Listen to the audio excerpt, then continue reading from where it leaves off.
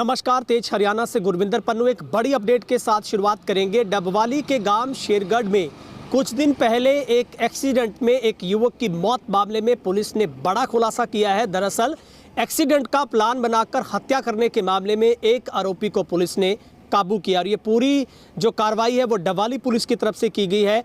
और इस मामले में अब फैंसी वैरायटी के लिए बठिंडा, दिल्ली, लुधियाना जाने की जरूरत नहीं, बल्कि बेदी फैशन पर उपलब्ध है हर लेडीज, जेंट्स व बच्चों की फैंसी वैरायटी। और हाँ, ऑस्ट्रेलिया, कनाडा, अमेरिका के लिए माइनस की वैरायटी गर्मी सर्दी में भी उपलब्ध है। याद रखिए, बेदी फैशन, कॉलोनी रोड, मंडी, डबवाली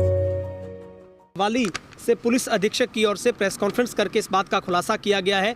आरोपी ने पुरानी रंजिश को लेकर इस वारदात को अंजाम दिया और शहर थाना पुलिस ने ये बड़ी कार्रवाई की है। आपको बता दें कि 28 नवंबर को जो कि एक एफआईआर दर्ज पुलिस ने की थी, जिसमें सुशील कुमार पुत्र दौलत राम निवासी गांव शेरगढ़ की तरफ से 28 नवंबर को पुलिस को बयान दिया था कि उसका लड़का प्रमोद, जो कि 3 बजे को अपनी बाइक पर सवार होकर किसी काम के सिलसिले से डबवाली शहर में गया था। जैसे वो गांव वापस लौट रहा था, तब जैन मंदिर से थोड़ा आगे आकर पहुंचा तो पीछे से एक कैंटर रंग सफ़ेद, जिसका कोई नंबर पता नहीं चला था, नामालूम अपने कैंटर रंग सफ़ेद को बड़ी तेज़ी से चलाता हुआ उसके लड़के के ऊपर आकर सीधी टक्कर मार दी, जिससे उससे चोटें आई, वो गिर गया और वहाँ से जो कैंटर सवार था वो फरार हो जाता है। फिलहाल पुलिस ने जो 281/125 और A106 BNS के तहत मामला दर्ज किया था और इस घटना में प्रयोगशुदा जो कैंटर नंबर था PB03BC 3726 को राजस्थान कनाल नहर की पटरी से जली हुई लावारिस अवस्था में मौके से उठाकर पुलिस ने कब्जे में लिया था और कैंटर के मालिक से संबंधित जो गवाहान की पूछताछ और रिकॉर्ड से कैंटर का असल जो मालिक है वो आरोपी विजय मोहन पुत्र हजारी लाल वासी शेरगढ़ का वो पाया गया है।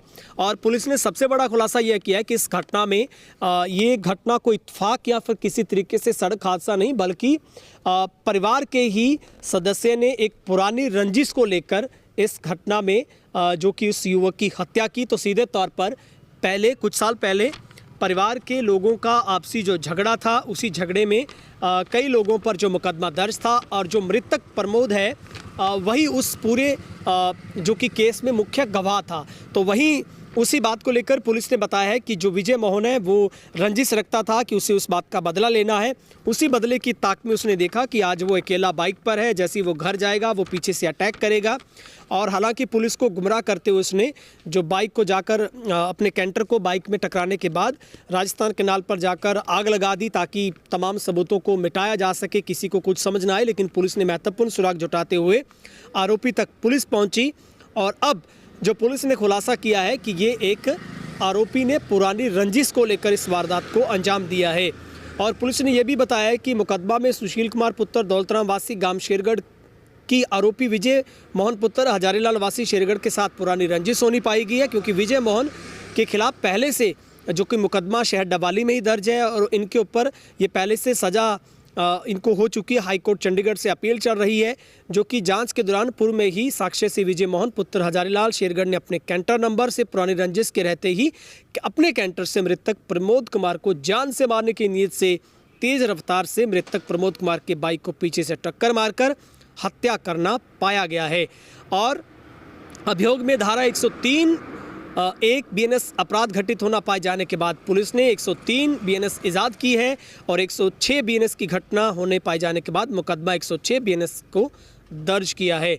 तो इस मसले पर पुलिस की तरफ से ये खुलासा किया गया और IPS जो कि डबवाली से पुलिस अधीक्षक सिद्धांत जैन इस मसले पर मीडिया से बातचीत कर रहे हैं। क्या कुछ बातचीत में बता रहे हैं वो आपको सुनवाते हैं।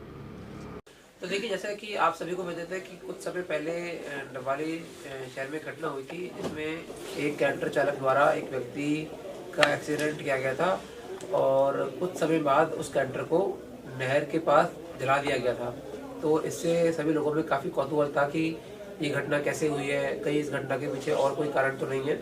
तो इस घटना का तुरंत संज्ञान लेते हुए डबवाली पुलिस ने 438 नंबर मुकदमा संबंधित धाराओं में 29/11/2024 को सिटी थाना में दर्ज कराया और घटना वैसे 28 नवंबर 2024 की है और मृतक का नाम इसमें प्रमोद कुमार है और ये इनके पिता सुशील कुमार की कंप्लेंट पे ये मुकदमा दर्ज हुआ था।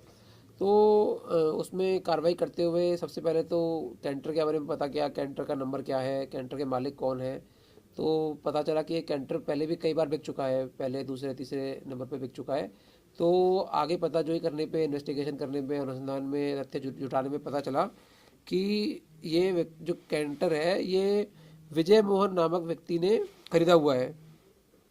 और ये विजय मोहन जो है, इनका कोई दुश्मनी है जो मृतक है उनके परिवार से, क्योंकि इनका आपस में पहले भी एक मुकदमा दर्ज हो रखा है, 355 नंबर मुकदमा 2017 का, जिसमें 307 धारा जो अटेम्प्ट टू मर्डर की धारा भी लगी हुई थी।